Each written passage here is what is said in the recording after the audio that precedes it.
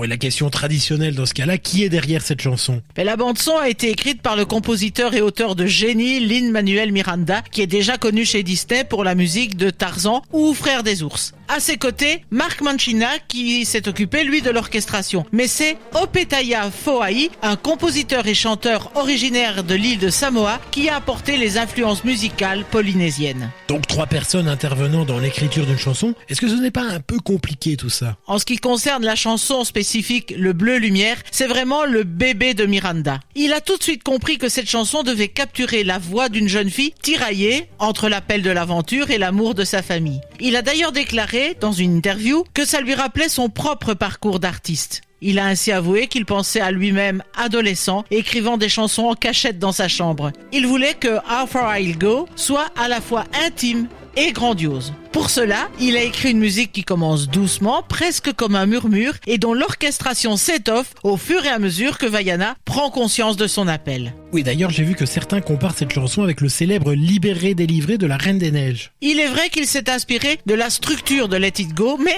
à contre-pied. Là où Elsa s'émancipe, Vaiana doute encore. Let It Go symbolise donc plutôt la libération de soi, le rejet des contraintes et l'affirmation de sa propre identité avec audace et pouvoir. Alors que How Far I'll Go exprime le désir d'explorer, de découvrir sa propre voix, ancrée dans l'espoir et l'indépendance. C'est une chanson d'appel, pas d'affirmation.